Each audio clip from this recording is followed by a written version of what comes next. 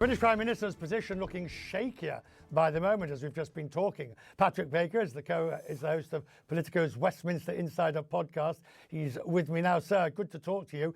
Now, very difficult for him to recover from this. 69 or 70, depending on what numbers you're seeing at any given moment. It's not enough, but it's a strong message. It's a stalking. I mean, what do you make? Well, I think apparently the mood in Downing Street tonight is pretty dire, as you might imagine.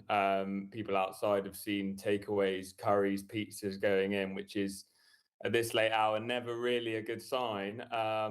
As you say, 70 or so MPs publicly now calling for the Prime Minister to go. For any one leadership contender to actually launch a formal challenge, you need 80 names plus them, so that's 81. So we are getting a sense that the end could be nigh for the Prime Minister now. It's been building for a few days, but we're hearing reports that there are cabinet ministers now privately urging the Prime Minister to consider a timetable for his position. And, well, at 9 a.m. tomorrow morning, there's a cabinet meeting, so they'll all get the chance to say hi and check in with him then, I'm sure. To viewers watching from around the world, they might argue, to our dear viewer, they might arguably say, well, the results last week were disastrous and he's not had a very good run throughout. It's pretty hard to justify him staying.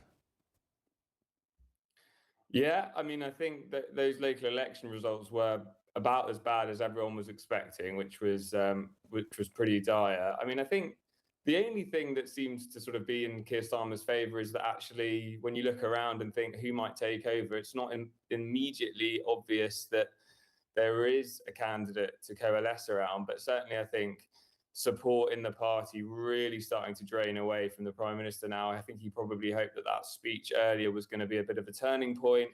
In many ways, maybe he put too much expectation on it because we've not even reached the end of the day, and there are a lot of people now calling for him to go. So I don't want to put you too much on a spot, but I guess that's what our jobs are. Is it when, not if? Yeah, I think so. I mean, I just think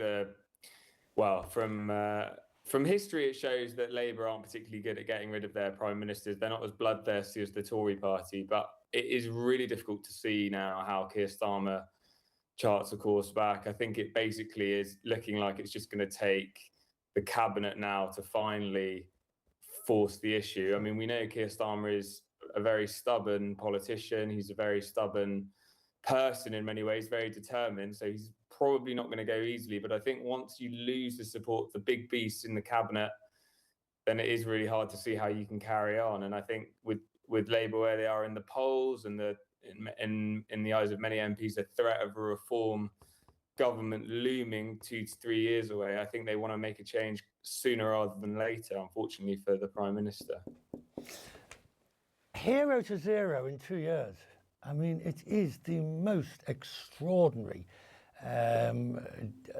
political fall that really it's difficult to appreciate and understand exactly. I mean, was it just that he hasn't delivered? I think back to the winter fuel allowance as being one of the first catastrophic mistakes that they made as soon as they came into office, getting rid of that, and they never really recovered thereafter.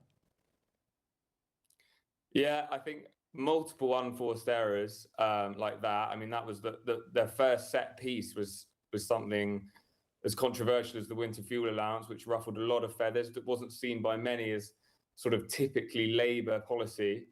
And we haven't really seen the kind of economic growth at all that was promised by the Labour government when they came in.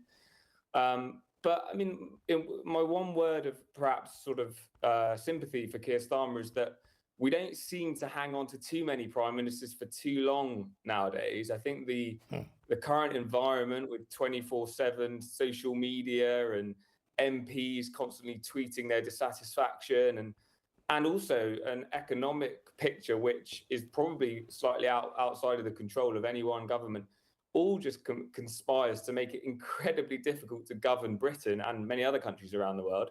So I think part of the instability and the volatility that we're seeing is probably bigger than Keir Starmer's failings, although he has clearly failed to communicate a positive message for Britain when you look at those local election results the other day, which were pretty catastrophic for the party 2 years in.